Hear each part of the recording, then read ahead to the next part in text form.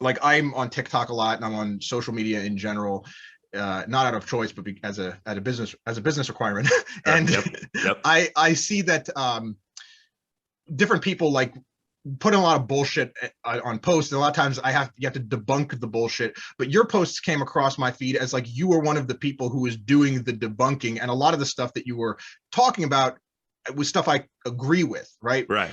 And stuff that I'm like, yeah, and that completely makes sense, or that's, this is. And also what drew me to them was the way that you were keeping it very simple too, while also like directly addressing what was going on. Right. Now, the main goal of what I want to talk about today is I want to talk about mobility, and I want to talk about kind of why, at least in my experience, I think we can use this as a jumping off point. You may or may not agree with this statement, but why I think most people go about doing mobility entirely wrong. Would that be a statement that you would agree with?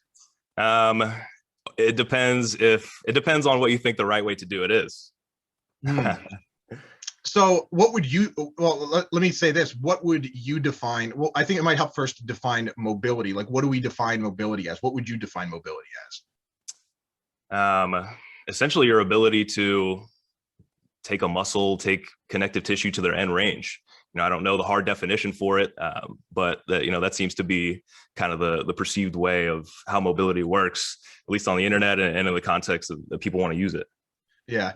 Well, I think I'll just add a little bit to the definition, because my definition of mobility is essentially going through a longer range of motion, but also being able to produce force at that range of motion. Because just increasing the range of motion would be flexibility, but if you're able to produce force at that range of motion, that would be mobility. Okay, gotcha. Is that fair? Yeah. Is that a fair definition? Sure. Yeah, I've never heard that distinction, but yeah, I can roll with that. Is that a fair definition we can agree on? Yeah. Okay, perfect. So when you see people doing like these things like mobility workouts, right? Like things where they're doing like a lot of stretching, they're doing foam rolling, or they're doing like ankle drills, or like pushing a kettlebell on their knee and pushing it forward. Because I think we're in a similar boat here, where both of us used to do that sort of thing at one point in our training career. Yeah. Take me through like what's kind of like your history with mobility yourself. Yeah. So when I first started, and I guess this kind of goes into why I rail against it and so much other like BS in the fitness industry. When I first started, the biggest person that I looked up to was a guy called Athlete X, Jeff Cavalier. He's still huge on YouTube. I mean, he's even bigger now than when I was first getting into him. But he passes himself off as very evidence-based, science-based, and I care about that stuff. So that caught me. So I really started getting into his content. I bought some of his training programs, and a lot of what he talks about is the essential need for mobility to prevent pain and to prevent injury. And if you have some type of pain, then you probably need to check your mobility in this area.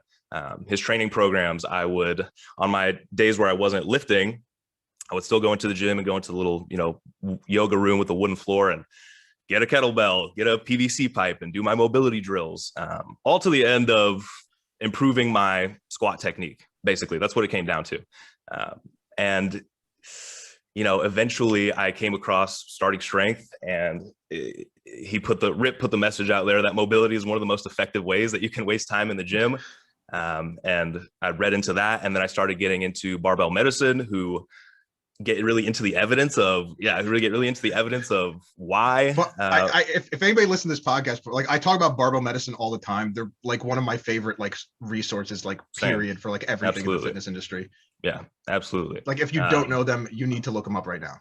Yeah, they're a huge inspiration for me. But yeah, I mean, I was doing all this mobility work, and I felt like my mobility wasn't changing at all. I felt like my squat technique wasn't improving. Before every squat workout, I'd foam roll my calves. I would stretch my calves because I thought I didn't have enough ankle mobility, because that's just what's out there. It's just going to be the first thing you run into. If you look up, you're having pain or you're having difficulty with technique, like mobility is it's just going to be the first thing you run into. Let's do an experiment right now. If we Google like how do I improve my squat depth, we're probably going to find like all these like mobility workouts. Yeah, let's see. That's a good experiment. How do I improve? Yeah, improve squat depth. Let's see if the answer is different in Canada versus California. Let's see here. Oh, I got Vitruvian physique. The first thing that pops up, Brett Contreras glute guy. It's a YouTube video. The next one is 22 exercises to improve squat depth. So they have banded. 20. Okay, listen to how ridiculous. I know, like this is my issue. 22 exercises. This is my issue. I think that's more exercises than I've done this year. Literally, yeah. Powerliftingtechnique.com. We have banded dorsiflexion, wall ankle mobilizations, bird dog, RKC plank, banded hip distractions, pigeon stretch, frog stretch. No, you probably just need to change the way your feet are and maybe the way you're leaned over, and that's about it. You don't need to concern yourself with these made up issues.